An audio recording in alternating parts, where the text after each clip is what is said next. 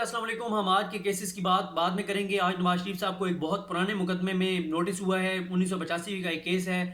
तलाल चौधरी साहब के केस में इंतहाई अहम रिमार्क्स थे चीफ जस्टिस मियां साकिब निसार साहब के। और भी बहुत सारे इंपॉर्टेंट केसेस थे। बैरून मुल्क असासा और जायदादों का केस था।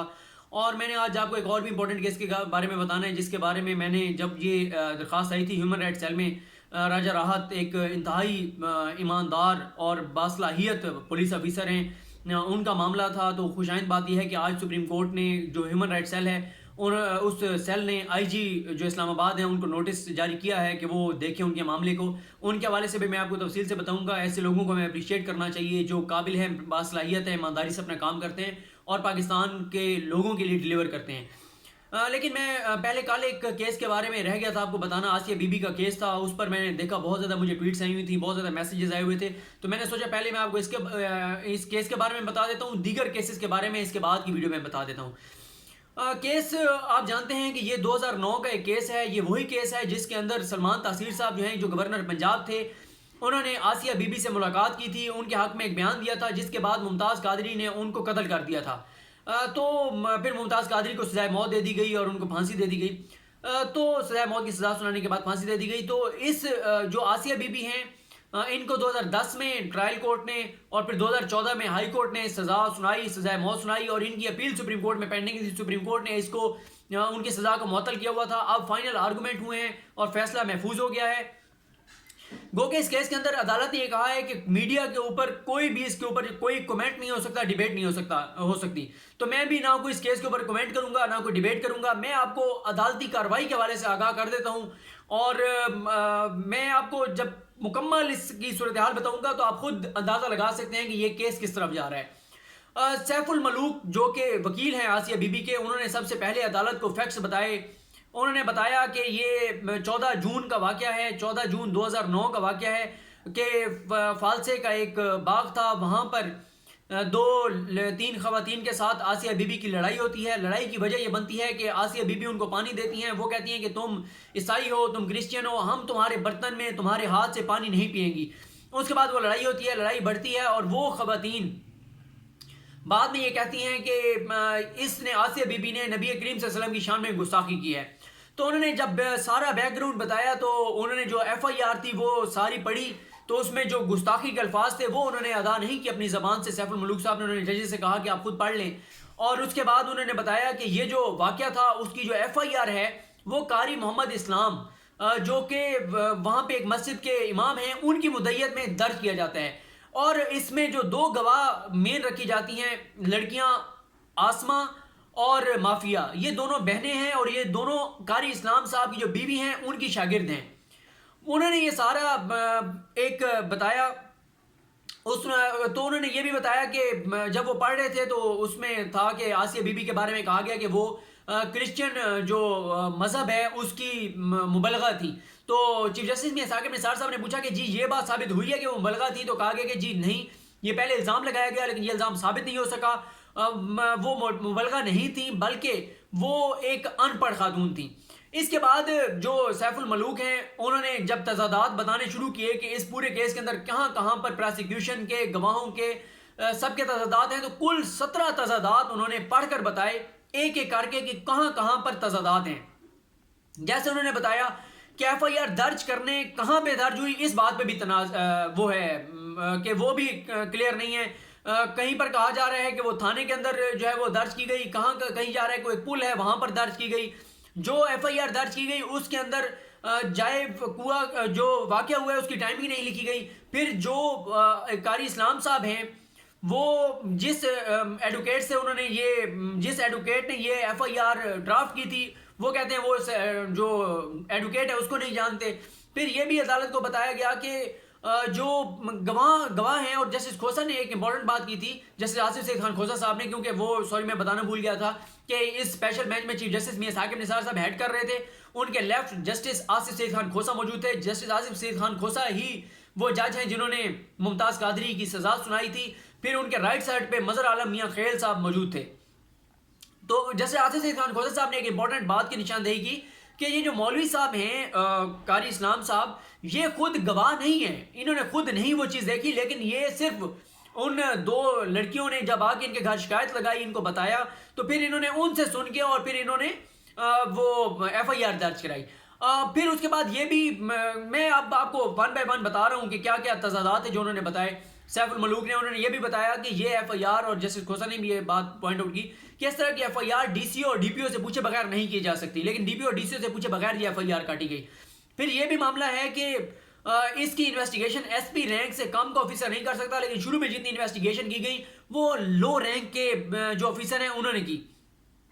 پھر یہ بھی میں آپ کو پہلے بتا چکا ہوں کہ وہ خود گواہ نہیں ہیں جو قاری اسلام صاحب ہیں۔ اس کے بعد جو یہ ایک اور بات یہ بتائی گئی تھی کہ پنچایت ایک کہا گیا کہ ایک پنچایت ہوئی، پنچایت جو ہے وہاں پر اس نے آسیہ بی بی نے اپنے جرم کا اعتراف کیا، لیکن اس پنچایت کے ہونے کے حوالے سے بھی کوئی ٹھوس شواہد موجود نہیں ہیں، اور جو اس کے بارے میں بیانات ہیں وہ بہت متضاد ہیں۔ 4 جگہیں بتائی گئیں، کبھی کہا گیا کہ وہ ستار کے گھر ہوئی، کبھی کہا گیا وہ مشتاق کے گھر ہوئی، کبھی کہا گیا حاجی علی احمد کے گھر ہوئی، کبھی کہا گیا کسی اور کے گھر ہوئی۔ 7 گواہوں نے مختلف مقامات بتائے۔ یہ تنازع ہے کہ ایک تو تضاد ہے کہ کس کے گھر ہوئی، پھر یہ کہا جا رہا ہے کہ وہ 5 مرلے کا گھر تھا۔ ایک گواہ نے کہا کہ 100 لوگ موجود تھے، دوسرے نے کہا 250 تھے، تیسرے نے کہا 500 تھے، چوتھے نے کہا 1000 تھے، پانچویں نے کہا 2000 لوگ تھے۔ تو جیسے آصف سے احسان کھوسا نے کہا کہ 5 مرلے کے گھر میں 2000 لوگ کیسے آ سکتے ہیں۔ پھر ایک اور جو تضاد ہے اس میں وہ یہ ہے کہ آسیہ بی بی کو کون وہاں پر لے کر آیا۔ ایک گواہ نے کہا کہ 2 لوگ اس کو موٹر سائیکل پر لے کے آئے، کسی نے کہا اس کو کھیتوں سے لایا گیا، وہ کھیتوں میں تھی اس وقت کام کر رہی تھی، کسی نے کہا کہ اس کو پیدل لایا گیا، کسی نے کہا کہ اس کو جو ہے اس کا تو گھر ہی سامنے تھا، وہ گھر سے نکل کے آ گئی، کسی نے کہا کہ اس کو اتنے ٹائم میں لانے میں اتنا وقت لگا، کسی نے کہا اتنا وقت لگا۔ تو اس حوالے سے بھی تضاد موجود ہے گواہوں کے درمیان، مطلب وہ اتفاق نہیں ہے، کوئی گواہ کچھ کہہ رہا ہے، کوئی گواہ کچھ کہہ رہا ہے۔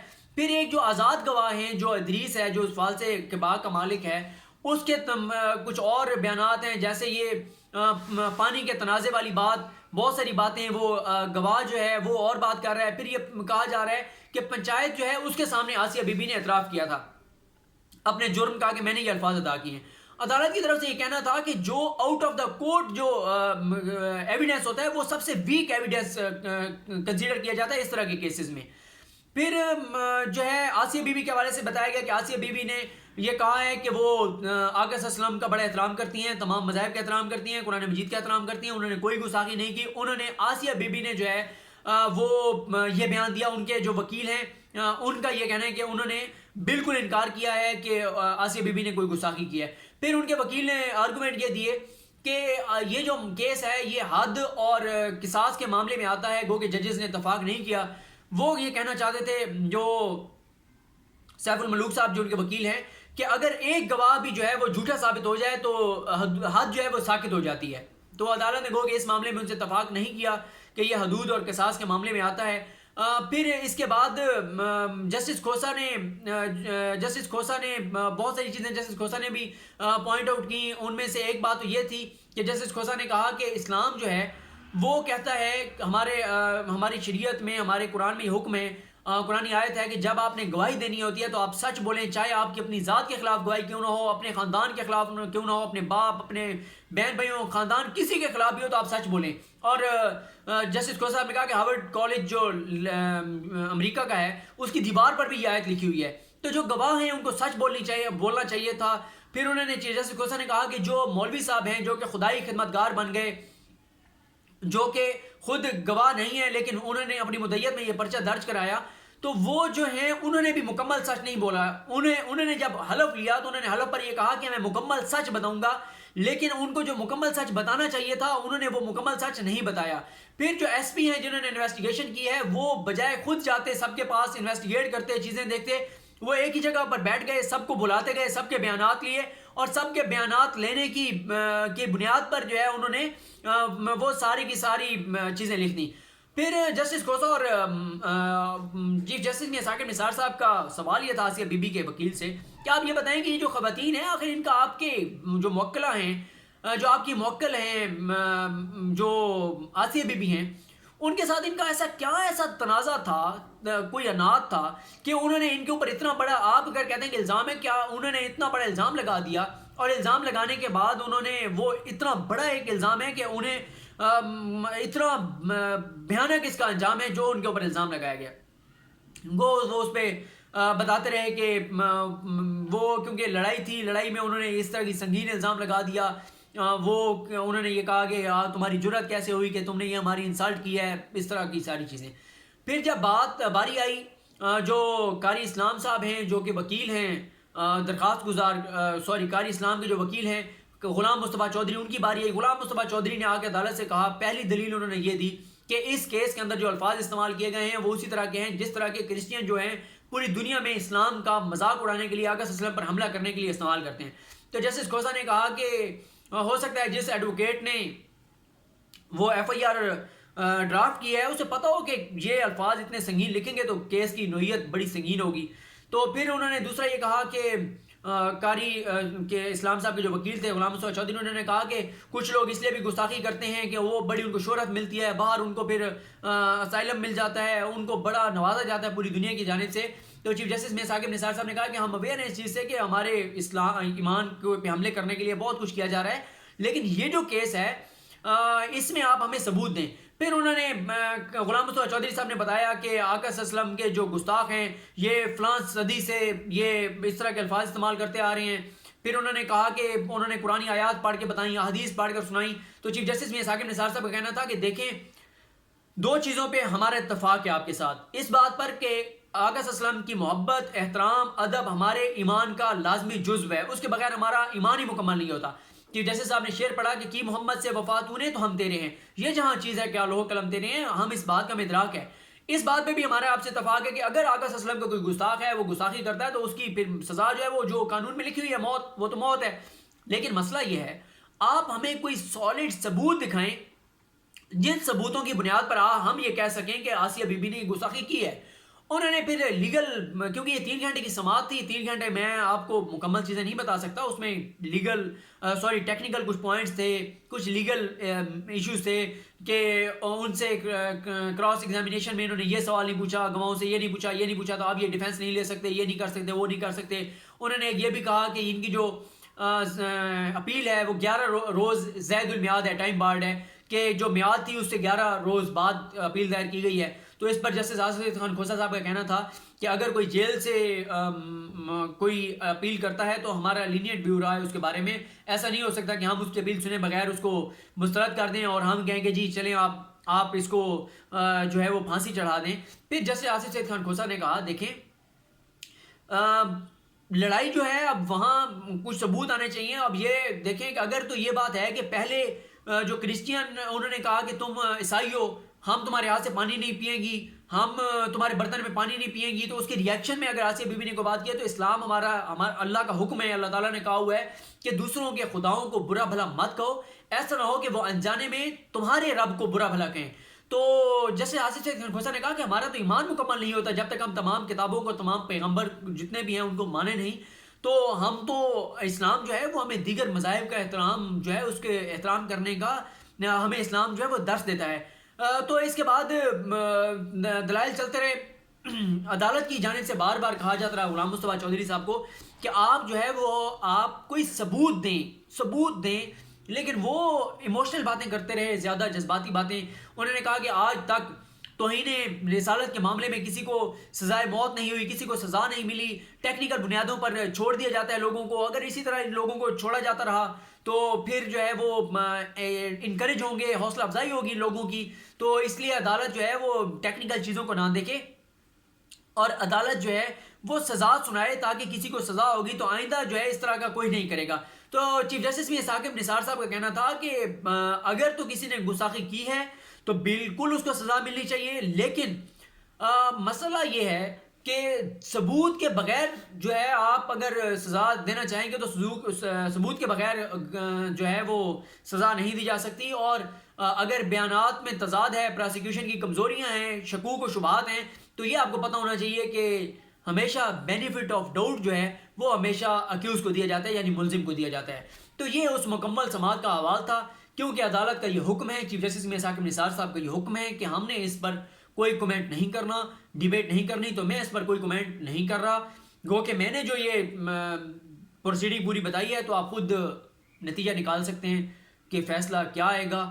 لیکن میں آپ کو ایک بات بتا دوں کہ چیف جسٹس میاں ثاقب نثار ہوں یا جسٹس آصف سعید خان کھوسا ہوں، इन 2 जजेस को जितने लोग जानते हैं वो आपको ये बता सकते हैं कि ये 2 वो जज हैं जो वाकई इंसाफ करते हुए ये नहीं देखते कि अगर इंसाफ कि जैसे कहा जाता है कि आप इंसाफ करें चाहे आसमान ही क्यों ना गिर जाए, वो ये बात नहीं देखेंगे कि उन्होंने क्या फैसला जो है वो ये बात देख के नहीं फैसला करेंगे कि इससे पाकिस्तान के अंदर क्या होगा, एहतजाज होंगे, ये होगा, वो नहीं होगा। और वो ये भी नहीं देखेंगे कि अगर आसिया बीबी को कानून के मुताबिक सज़ा सुनानी है तो इंटरनेशनली हमारे ऊपर कितना प्रेशर आएगा। तो जो भी अदालत फैसला सुनाएगी, जो ये जजेस कानून के मुताबिक देखेंगे उसके मुताबिक फैसला सुनाएंगे, ना ये दोनों जजेस और तीसरे भी डेफिनेटली, लेकिन मेन क्योंकि ये 2 जजेस हैं तो ये दोनों जजेस जो हैं वो फैसला सुनाएंगे जो कानून कहता है, जो आइन के मुताबिक जो हमारे रूल्स रेगुलेशंस और जो चीज़ें हैं और सबूत के मुताबिक सुनाएंगे।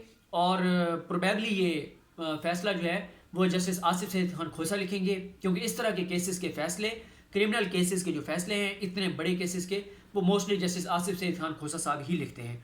तो अब मैं अगली वीडियो में इंशाल्लाह कुछ देर बाद आपको जो आज के केसेस थे उनके हवाले से आगाह करूँगा।